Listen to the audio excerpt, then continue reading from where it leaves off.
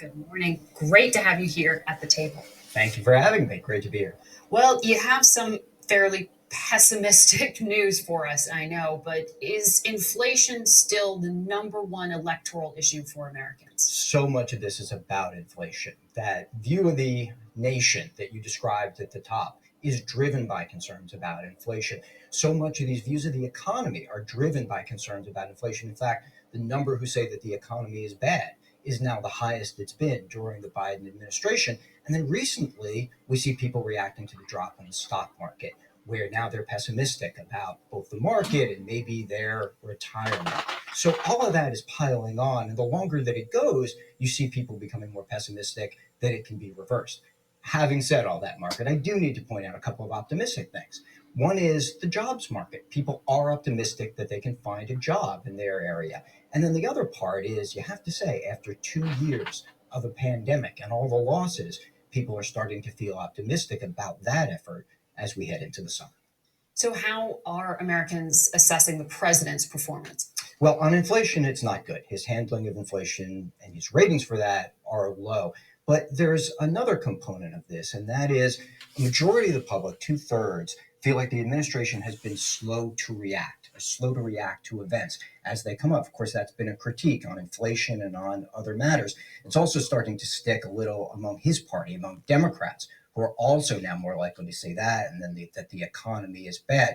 So that's tough politically. And, I think coming into this, we saw numbers where people were expecting him to be effective, and now those ratings are low. So it's that setup of expectations here because people reason backwards from results. If they don't see results on inflation, then he pays a political price. What about the parties themselves? Do Americans think they're talking enough about the issues that actually matter to them? Well, in a word, no. You're seeing the party primaries play out in state after state around the country now. And yes, the candidates are forced to speak to their bases in those places. But something that both Democrats and Republicans share is that they want those potential nominees to talk about inflation. And maybe by virtue of the fact that they're not talking about it enough, the parties are actually even on this. Republicans don't have a large advantage on handling inflation, right? Even though the Democrats are the party in power. But after that, the bases really diverge. You have to point out the Democrats are very concerned about the potential overthrow of Roe v. Wade, and they want their candidates to talk about that and abortion rights. And then the Republicans are having this split, and it's really important as people watch this go forward, over former President Trump.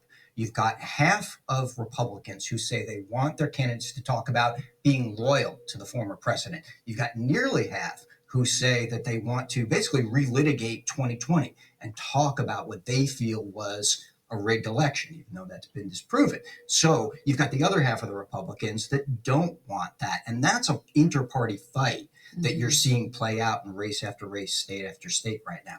So, what we are also seeing here is voters feel the parties are dividing them, not just along partisan lines, but demographic lines. Explain that. Yeah, it starts with the views of the partisans. When you look at Democrats and you look at things like what's happening in America is going through cultural change, going through demographic change. Democrats think that's a good thing. They think increasing diversity is a good thing, that immigrants contribute to the country. Republicans disagree and by and large think that that diversity is not a good thing.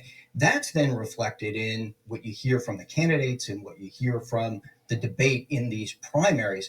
There's something else too, and that is we asked people to just label the parties. And a majority said they thought the Republicans were extreme, but far less than a majority said they described the Democrats as effective, and they're the party in power. So I think when you go forward into these midterms, you're looking at that. If the Republican label of extreme doesn't come down, they may not do as well as in midterms as they could. And for the Democrats as the party in power, they need to get that effective number up to stay in. Fascinating snapshot of the country. Anthony Salvanto, thank you. Thank you.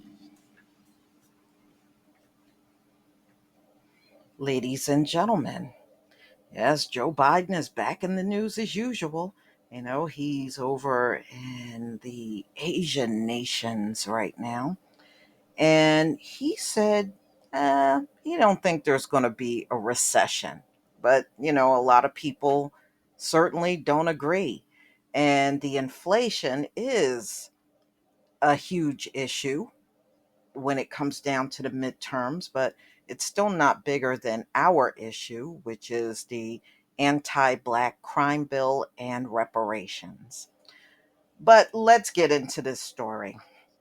Joe Biden is warning Americans that the fight against inflation is going to be a haul. So he's letting you know this is no end in sight at all to this thing, and that relief for soaring prices of goods, services, and especially gasoline is unlikely to be immediate. And it's not going to happen now. Look, this is when they make their biggest money, in the spring and summer, because it's a lot of travel going on. It's a lot of money for businesses to be making in the summertime, and he's not going to touch inflation. Inflation is definitely going to sail right through the summer months. So, ladies and gentlemen, this is a sad issue, especially, because I'm always looking at the articles, and people of low income are really struggling bad out here. It is really bad. So he is speaking from Tokyo earlier today, and he's over there trying to launch a new trade deal. But he also told reporters that he does not believe a recession is inevitable, which is contrary to what, many of the economists are saying, and even the banks out here, like Chase and Wells Fargo, they are saying there definitely will be a recession behind this inflation that you're looking at. And it's really hurting a lot of people's pockets right now. So he said, this is going to be a haul. This is going to take some time, Biden told reporters in Tokyo. In response to a reporter's question specifically about a recession, Biden said he did not think it was inevitable. With his own approval ratings at the lowest point of his presidency, Biden is under pressure to reverse the situation and avoid Democrats losing control of one or both chambers of the Congress and Senate. So he focused on the crisis back home while he was touring in Asia, what would appear to back up his assertion last week that inflation was his top domestic priority.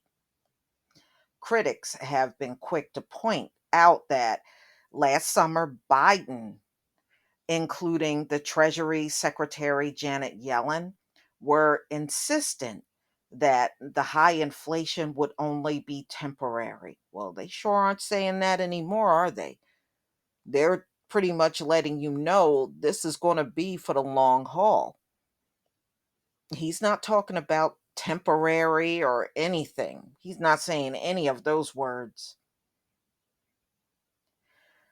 So, y'all, a lot of people are disappointed in Joe Biden's performance, not only on the right, but on the left as well.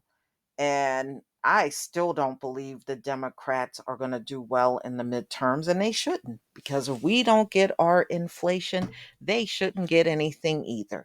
And if we don't get our crime bill, they don't deserve to win. That's how I feel about the Democratic Party, ladies and gentlemen. To hell with them. So, y'all tell me what you think. Because, I mean, look, he's telling you straight up this this inflation that's going on, it's going to be around for a while. They're not even talking about prices coming down anywhere, not at the pump or anywhere. Please leave your comment and subscribe. Don't forget to hit on the notification bell, and I'll see you on the next video. Peace, family.